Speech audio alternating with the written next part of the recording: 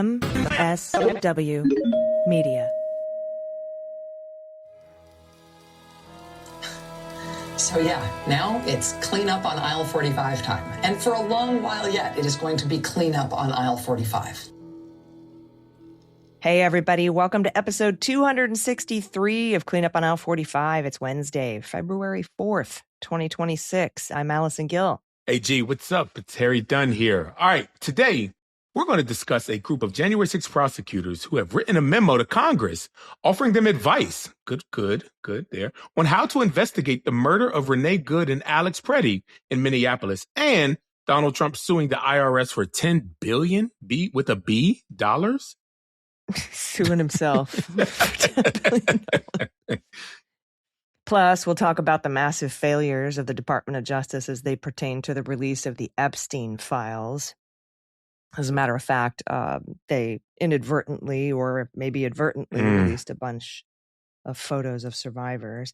And we'll talk about the illegal raid on Fulton County Election Offices. But first, we have new patrons to thank. Woo-hoo. So thanks to C and Steffi Fleck, and to our Hall of Famers, Gerard Jusam. I hope I'm saying that right. He was on our happy hour and was like, yeah. He said I said his name right the first time, but I you don't remember how you said it that time. January 20, baby. Law offices of redacted Epstein and redacted hugely criminal attorneys. Be More Goat is still just getting warmed up. At Dirt Road Dems, Joan Qualls, Karen Sherman, Alma Renan, and Maria Tovar. Thank you so much to all of our patrons. We couldn't do this without you. And again, thanks to everybody who came to that happy hour this past Friday. We had Dana Goldberg, Andy McCabe. You were there, Harry. Yeah. I was there. Joshua Aaron, the developer of the Ice Block app, was there. And if you want to join us on those monthly Zoom Q&A happy hour extravaganza calls where we all just sort of hang out, hundreds of us, it's pretty cool. You can do that by becoming a patron. They are a lot of fun. Yeah, you can become a patron at patreon.com/aisle45pod, AISLE45POD. And check Harry Dunn's social media feeds today because there's news that's going to happen. Check it out, y'all. I hope you're paying attention and listening. That's the teaser and the spoiler. Not a spoiler, but a teaser that I'm giving you. Check out all my socials and Yeah. We can't tell you what it is. Yeah. Because this show comes out a little too early. Yeah, we're recording too early, y'all. So stay tuned. for us to say. Yeah. But today you're going to learn something amazing about Harry Dunn. All right. Let's talk about the news. First up from CBS. This is pretty cool. Half a dozen former U.S. Capitol insurrection prosecutors who helped lead the largest criminal prosecution in American history have crafted a strategy memo to prompt Congress to investigate potential misconduct by federal immigration agents. It's a 4-page memo. It was obtained by CBS News on Sunday, and it details a series of investigative recommendations for congressional committees to probe the allegations of excessive force and other violations by U.S. Immigration and Customs Enforcement agents in Minneapolis and also Customs and Border Protection. The group of prosecutors recommends congressional investigators use some of the same tools and techniques employed by the Justice Department between 2021 and 2025 in investigating the Capitol siege, during which more than 140 police officers were injured and more than 1,500 defendants were arrested. Yeah, wow, I love to see this. The recommendations were shared with the ranking members of the House Homeland Security Committee, the House Judiciary Committee, and the House Oversight Committee in the wake of the killings of Renee Good and Alex Pretti in Minneapolis. The Justice Department declined to open an investigation of the agent who shot and killed Good, while they were criticized for equivocating about an investigation into Pretti's killing. Did you notice how they sit with the ranking members? Y'all know the ranking members are the minority party. They're in this case the Democrats. Why didn't they share it with the oversight, the chairs? Because they have no interest in obviously doing this, right?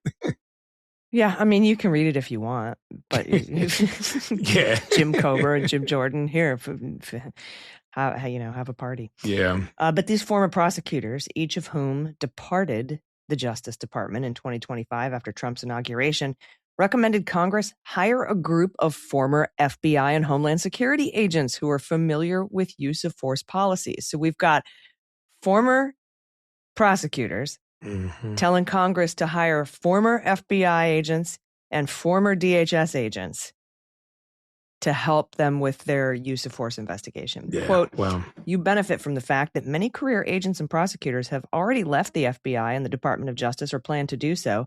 Many will be willing to join you in this effort. There's going to be no shortage of volunteers, right?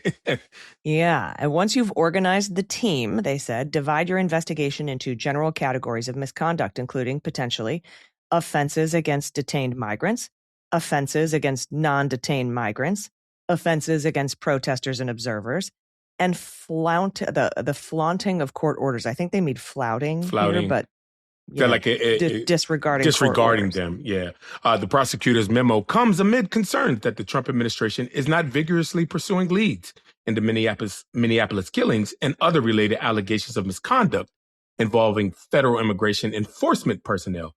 The Department of Justice has no apparent interest in investigating CBP and ICE crimes, so it will fall to Congress to do a comprehensive national investigations into these agencies' misconduct. Brendan Ballou, one of the 6 former prosecutors who issued the memo, told CBS News. Also, by the way, Brendan Ballou is my attorney representing in the Plaque lawsuit. And so Brendan Ballou is fantastic. By preserving evidence now, Congress can tee up prosecutions in the future, which in turn will discourage CBP and ICE misconduct in the present.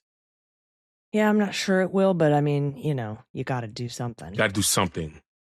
The group of former January 6 prosecutors also recommended that Congress solicit tips, videos, and photos of potential ICE and Customs and Border Protection misconduct from the public. That's kind of like what Jacob Fry and Tim Walz did. Yep.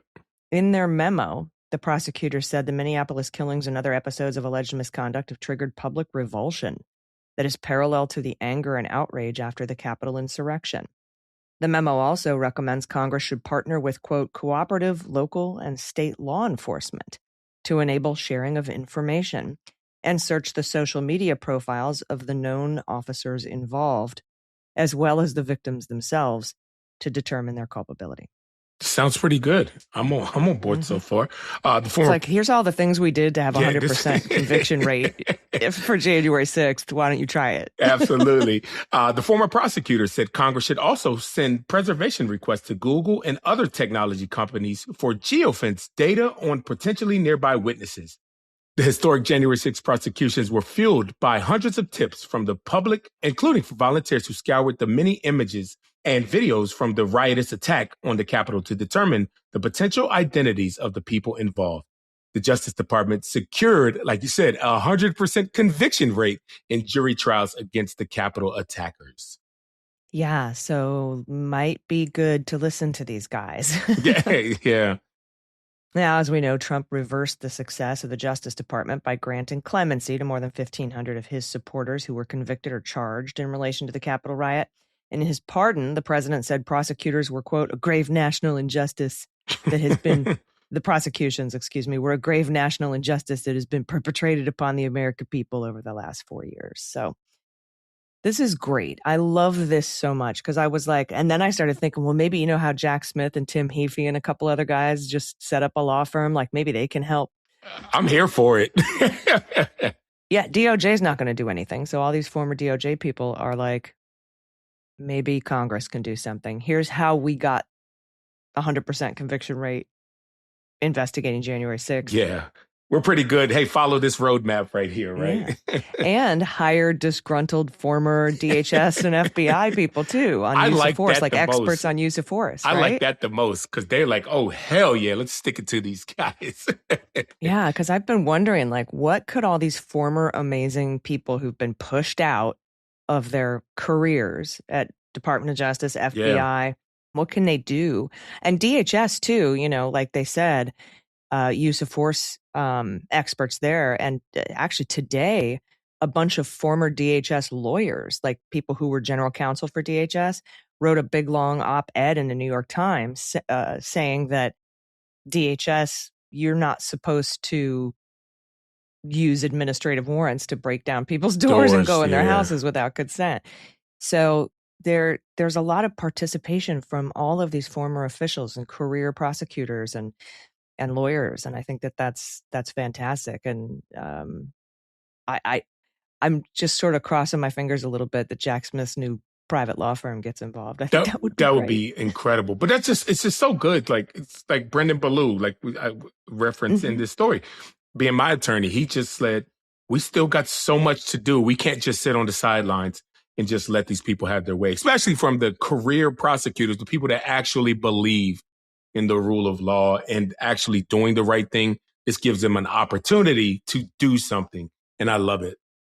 Yeah. And ProPublica actually this week was able to name the 2 CBP agents who murdered Alex Pretti. Jesse Ochoa and Raimundo Gutierrez. Wow. And per usual, these aren't new recruits. It's not a training issue. These guys have been there for 8 and 12 years, just like Jonathan Ross was there for 10 years. Well, see, that goes to my point. We've talked about this a lot, why ICE needs to be abolished. This isn't training issues. This is mentality issues. And you can't train your way out of a person with a mentality that thinks it's okay to do what Renee Good's murderer did and Alex Pretty's murderer did. You can't train your way out of that. That's not training. No, it's systemic violence and bigotry and bullshit. So it can't be reformed. Now, I wish the Congress, with its current makeup, could abolish ICE. They can't. They can't do that. They can defund it, though, and I hope that they do. Yeah. All right, we've got more stuff that we have to get to, including the FBI raid on Fulton County election offices. They were fucking decked, public episode. They were effing decked out in tactical gear. And I talked to Andy McCabe, and he's like, yeah, that's not what we wear when we go into an office building to get papers. That was just a show put on by Kash Patel. And Tulsi Gabbard was there. It's all just a big mess. And we're going to talk about that right after this break. Stick around. We'll be right back. Delete Me makes it easy, quick, and safe to remove your personal data online at a time when surveillance and data breaches are common enough to make everyone vulnerable. It is unsettling how easy it is to find personal information online. A name and a city can turn into an address, a phone number, and even a list of relatives in almost no time at all. That kind of exposure can lead to identity theft, spam, harassment, people being targeted for simply being visible or outspoken. Now, someone who has an active online presence, privacy is a big deal to me. I've watched people I know deal with doxing and harassment, and it changes how you move through the world. You start thinking about what is public and what can be purchased, and how quickly a bad actor can connect those dots. That is why I use Delete Me. Delete Me does the hard work of removing your personal information and your family's personal information from data broker websites. You sign up, tell them exactly what you want deleted, and then their experts do the heavy lifting. They take it from there.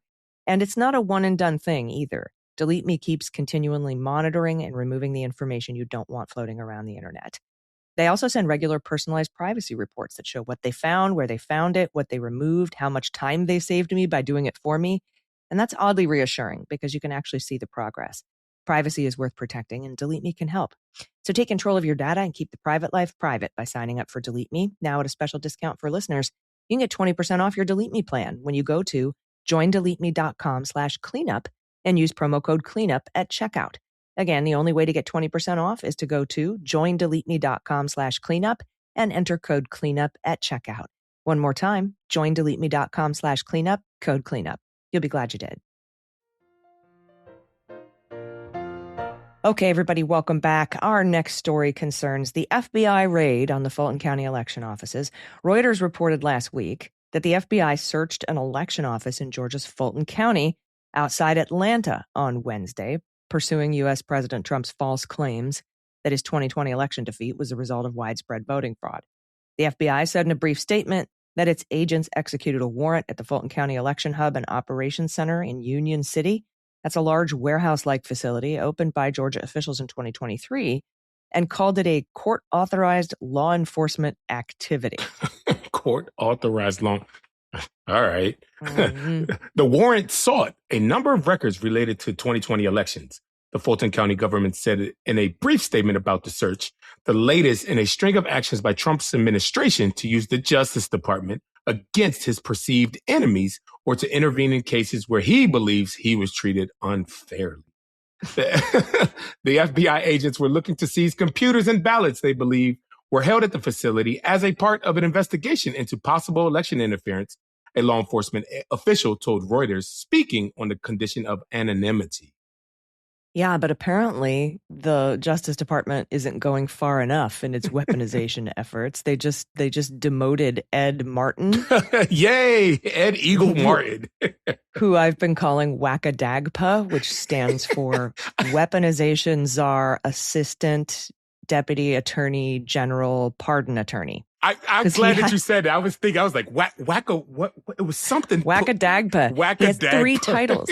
So they stripped him of 2 of them and put him on in an office somewhere else outside of Main Justice. And he's just the pardon attorney now. He's no longer the weaponization czar because apparently Trump is disappointed in the fact that none of his political enemies have been indicted. Now, Fulton County Commissioner Mo Ivory confirmed that a warrant was being served and said federal officials were collecting 700 boxes of ballots from a secure location.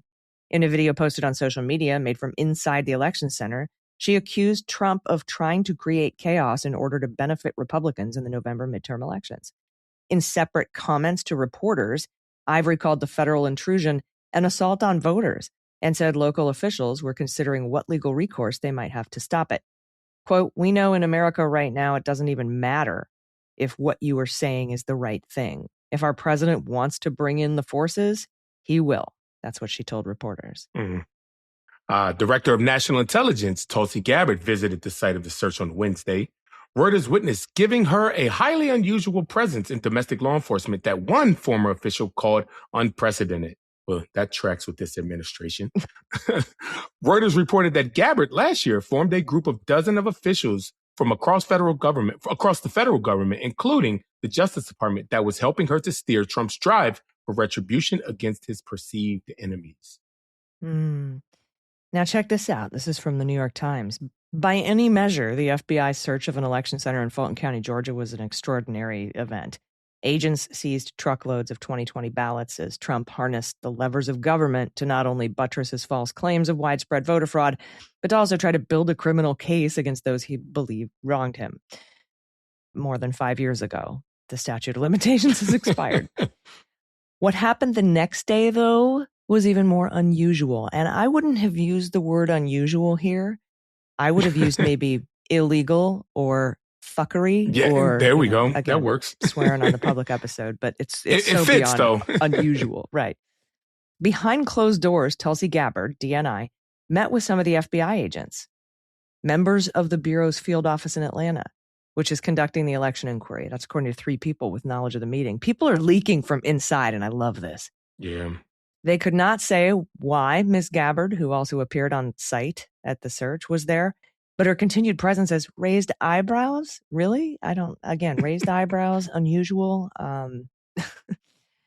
Anyway, given that her role overseeing the nation's intelligence agencies does not include on-site involvement in criminal investigative work. I wonder if she got tired of Kristi Noem being on the scene of everything, in her costumes, and Tulsi's I went in on that, man. Well, I think it's partially that and partially the fact that Trump has been trying to prove foreign election interference since 2020. Mm-hmm.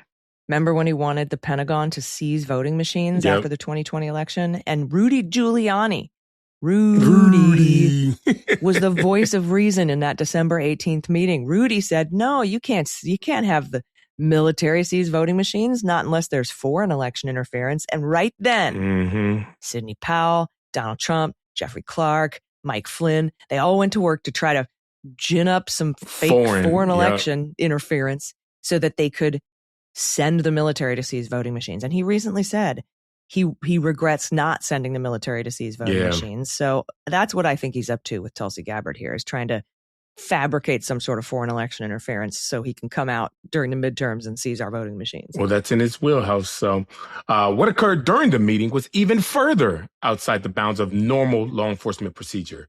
It's even more. But wait, there's more. Ms. Gabbard used her cell phone to call Mr. Trump, who did not initially pick up, but called back shortly after, the people said. The president addressed the agents on speakerphone, asking them questions as well as praising and thanking them for their work on the inquiry.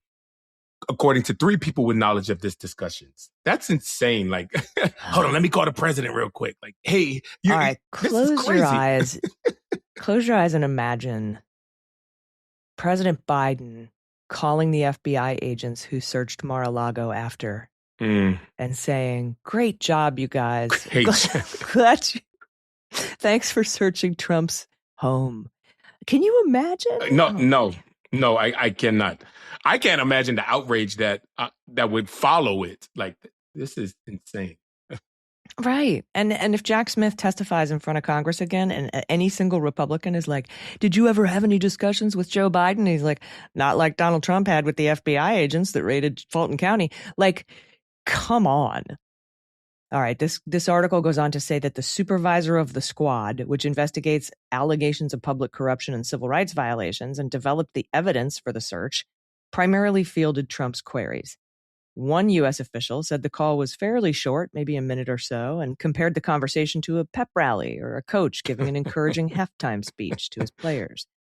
That person said the president gave no substantive direction to the investigators. Oh, okay. Well, it's understood then. It's understood. You don't have to. Good job finding the fraud, guys. Keep it up. Yeah. Now, and of course, now there's a whistleblower memo of highly classified information that Tulsi Gabbard is refusing to give to Congress. And I'm like, I wonder what it has to do with this. Wonder what it has to. And Trump is asserting executive privilege over it. And I'm like, is that the communications between Trump and Gabbard about this? It's. I think well, AG, your gut is usually right, AG. That's what we've come to find out. And I was thinking the same thing. It probably is. Yeah. And by the way, the Times says here that Trump personally ordered Gabbard to go to Atlanta for the search and coordinated her actions with Andrew Bailey, one of the 2 deputy FBI directors, according to the U.S. official. Wow. So whoever this is telling the New York Times about these meetings and what was said and the pep rally phone call with the FBI agents and that Trump ordered Gabbard to go to Atlanta knows all this stuff. And I'm wondering if this is the whistleblower. This is fantastic. Anyway. Yeah. A White House spokesman, Davis Engel, defended the administration's effort in Georgia. President Trump pledged to secure America's elections, and he has tasked the most talented team of patriots to do just that. This is Mr. Engel. He added that President Trump has full confidence in his entire team. DNI Gabbard and FBI Director Patel are working together to implement the president's election integrity priorities, and their work continues to serve him. Their work continues to serve him. I didn't mess up. I read that again, y'all. It continues to serve him and the entire country well. A spokesperson for the Justice Department declined to comment. The FBI declined to comment on an open investigation. Yeah, except they comment on open investigations all the time. Letitia James, Jim Comey, everything. LaMonica McIver. I mean, come the F on. All right. Yeah. Even for a president who has radically transformed the Justice Department and the FBI by trampling over their political independence and using them as tools for personal retribution, given all that, Trump appears to be taking that kind of involvement to a new level. Rather than going to senior department or FBI officials, Trump spoke directly to the frontline agents doing the granular work of a politically sensitive investigation in which he has a large personal stake. Last month, Trump, in declaring once again that the 2020 election had been stolen from him, that left little doubt of his intentions. Quote, "People will soon be prosecuted for what they did." That's what he said in remarks at the World Economic Forum in Davos, Switzerland, telling a bunch of German speakers, if it weren't for me, you'd be speaking German. Oh, my God, man. In an appearance on CNN State of the Union on Sunday, the Deputy Attorney General, Todd Blanche, denied that Mr. Trump had played any role in the search or that he had been briefed on the inquiry. "I don't believe he was involved," he said. "This is a criminal grand jury investigation, and I can't comment on it." That's so weird. Like you said, AG, they do all the time anyway. Like, you got to get their story straight first, is what they meant. Yeah, I gotta wonder what's sitting in that safe in Tulsi Gabbard's office from a whistleblower.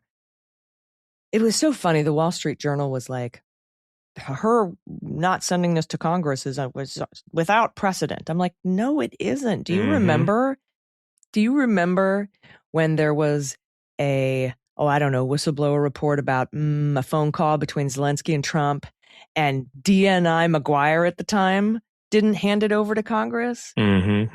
Unbelievable. Even though Atkinson, the inspector general, had found it urgent and something that had to be turned over to Congress, the DNI withheld it. I'm like, there is not just, is it with precedent, it's with it in like an exact match of the same positions involved precedent. Like, how are you even being real with me right now, Wall Street Journal? And they also seem to sort of insinuate that the reason the memo is being withheld is that it's legitimately so super classified that Tulsi Gabbard is legitimately concerned about transmitting it to Congress. And they're sort of going with that narrative, like it's so classified that it's too classified for Congress. Nothing is too classified for the Gang of Eight. Yeah, they can There are skiffs in the Capitol. That is her excuse for blocking it, and executive privilege. So it's got Trump in there somewhere as well, because only Trump can claim executive privilege. Yeah. Anyway.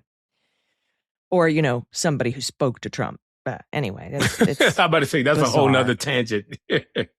But something that's interesting about this whole phone call with Trump and the FBI search guys and people and Tulsi Gabbard is that if they're even able to bring any criminal charges based on this, which I don't think they are, I think they're just using it to justify snagging voting machines in future elections. But even if they do bring criminal charges, the statute of limitations is over, which is also going to make it hard. But there's a really good case for vindictive and selective prosecution. So again, I don't think this investigation is about bringing any charges. I think this is an investigation about fabricating foreign election interference.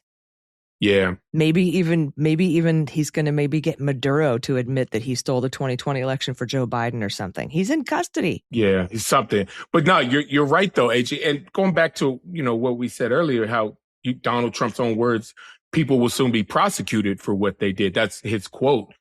No, they really won't. Because like you said, the statute of limitations, they're talking about the 2020 election. Obviously, we're in 2026 right now. 6 years later, you can't prosecute. But trumping up charges or making made up charges or whatever. But I don't think you're out of the realm of possibility, AG, like you said, getting Maduro to even admit it. So we'll let you go and give you $1 million if you say that you stole the election. Yeah, exactly. But, Trump has a long history, well documented, of not caring about actual outcomes of investigations, just announcing them to cast doubt on stuff. He wanted Zelensky. He shook Zelensky down to just open an investigation into Burisma and the Bidens. You don't have to actually do it, just open one. When Jeffrey Clark wanted to send his letter down to Georgia to say, the DOJ has found irregularities with your election, and therefore we need to stop and halt and seize your voting machines and stuff. He actually had a handwritten note. There was a handwritten note from that meeting that said, just open the investigation and let me and the Republicans in Congress do the rest. Yeah, because that's right. So he was creating enough of a I guess a doubt accusation of fraud, so that he could then have Mike Pence throw electoral votes out. So he's got a long history of just say you're investigating. That's enough. That's all we need. And I think we'll handle the rest. Yeah. All right. We've got more that we want to get to, including massive failures, illegal failures of the Department of Justice to release the Epstein files. Stick around. We'll be right back.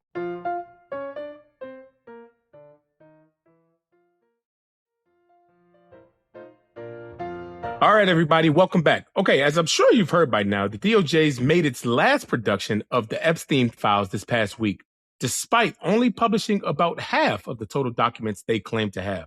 The Times reports that the Justice Department published dozens of unredacted nude images on its website showing young women or possibly teenagers whose photos were contained in files related to the wealthy sex offender, Jeffrey Epstein.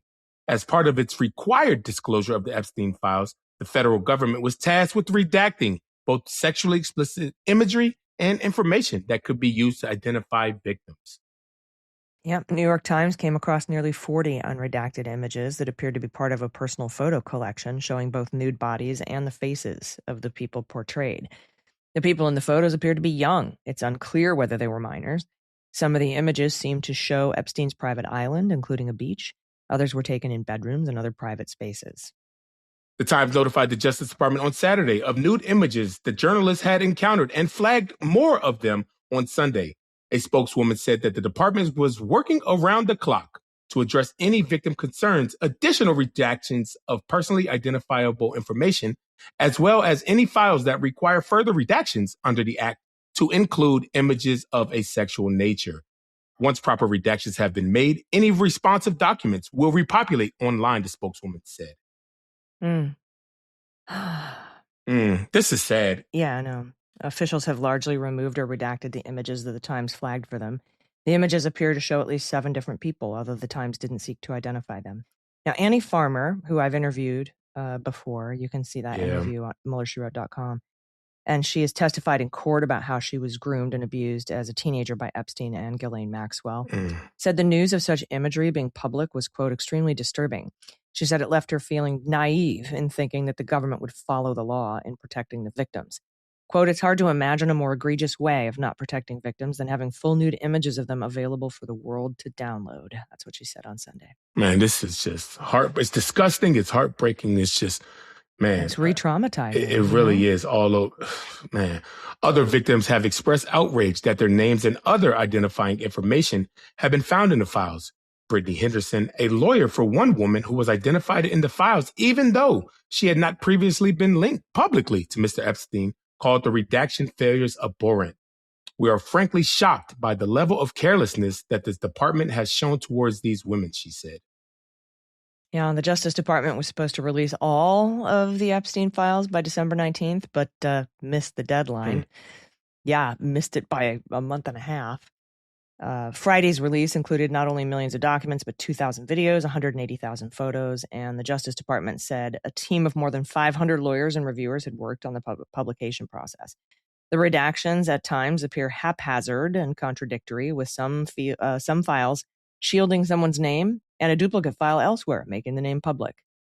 One email described the Epstein victim list, but then left dozens of subsequent names exposed, except for one that was redacted.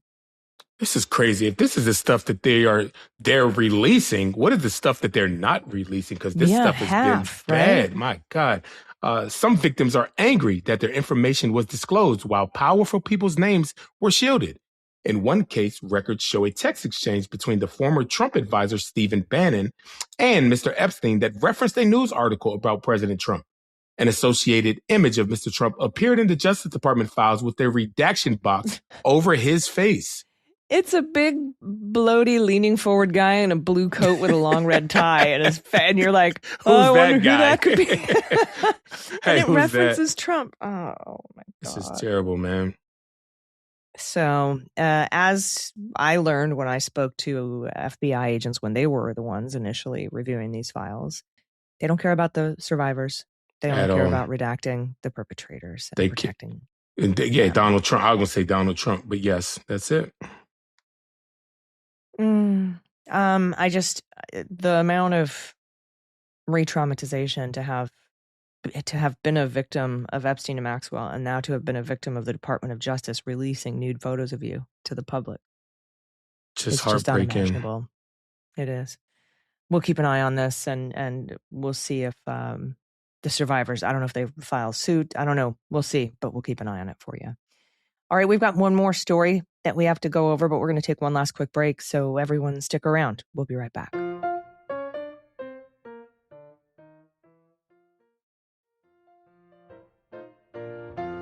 Okay, everybody, welcome back. Our final story that we're going to cover this week comes from Reuters. Donald Trump on Thursday sued the U.S. Treasury Department and the IRS for $10 billion over the disclosure of his tax returns to the media in 2019 and 2020. In a complaint filed in Miami federal court, Trump, his crotch fruit, and his namesake company, the Trump Organization, said the agencies failed to take mandatory precautions to prevent the former IRS contractor Charles Littlejohn from leaking their tax returns to leftist media outlets, including the New York Times and ProPublica. The plaintiffs said they suffered significant and irreparable harm to their reputations and financial interests and may seek punitive damages because the leaks were either willful or resulted from gross negligence. Hey, G, real quick though, like let me ask you something. With Trump suing them for $10 billion, now this just goes back to the story that we just did, right? Like now is this saying that the people whose nude images were just leaked or willfully or negligently released, can they sue for $10 billion, the DOJ? Right. That's Man. a good question. That's a good question. Thursday's lawsuits puts Trump in the unusual position of suing government agencies that are part of the executive branch, which he leads. He's suing himself. He's suing himself. Gonna pay himself. In Thursday's complaint, Trump and the other plaintiffs said the New York Times published at least 8 articles and ProPublica published at least 50 articles based on Little John's disclosures.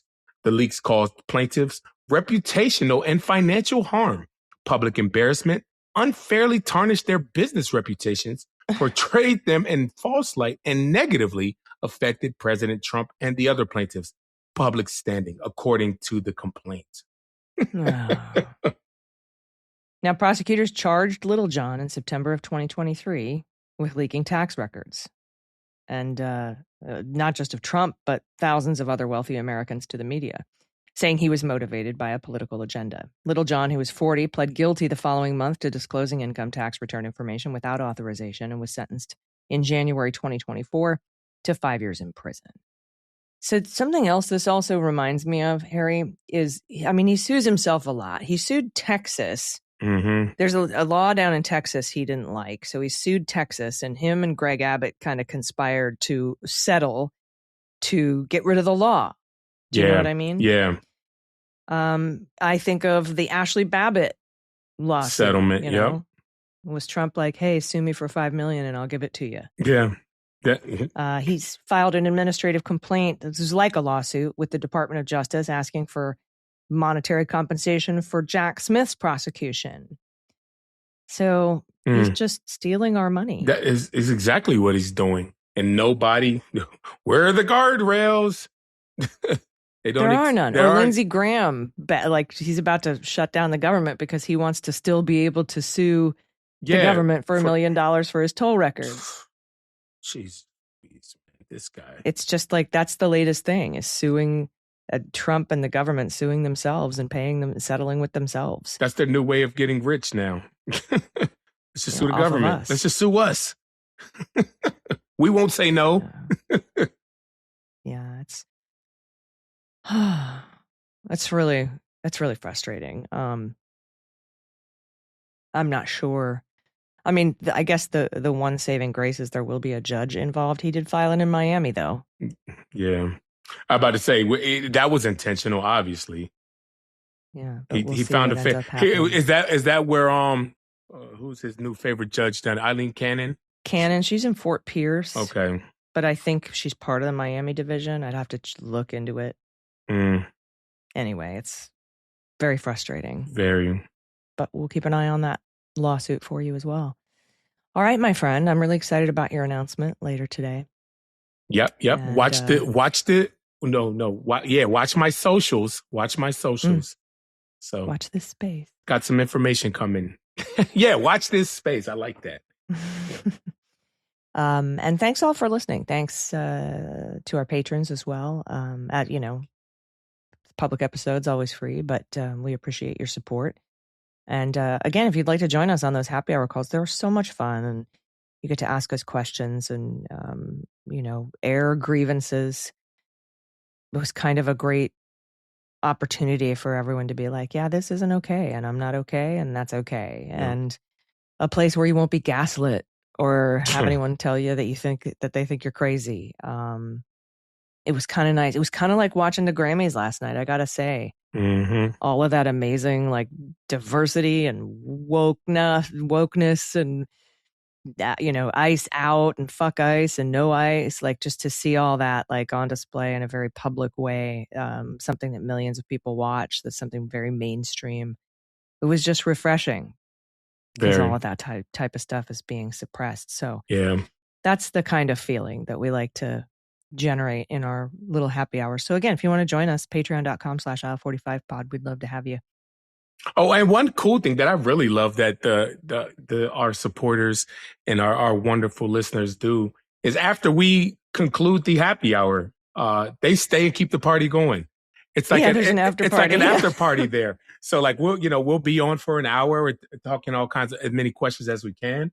And then somebody will just say, "Hey, let's keep this party going." So you get to mix and mingle with a lot of like-minded people and just, who continue to just discuss what's going on in this world, because trust me, 1 hour is not enough to do it. So chaos ensues. It's pretty great. Yeah. All right, everybody. Thanks so much for listening. We'll see you next week. If you're a patron, we'll see you this weekend. And I wish I could talk to you, Harry, about what's happening later today, but we will save it for the bonus episode and see you next week. I've been Allison Gill. Harry Dunn. Thanks, y'all. Cleanup on Aisle 45 is written, researched, and produced by Allison Gill, with editing by Molly Hockey. Our art and logo design are by Joelle Reeder and Moxie Design Studios, and our music is composed and performed by Adam Orr. Cleanup on Aisle 45 is a proud member of the MSW Media Network, a collection of creator-owned podcasts dedicated to news, politics, and justice. For more information, visit mswmedia.com.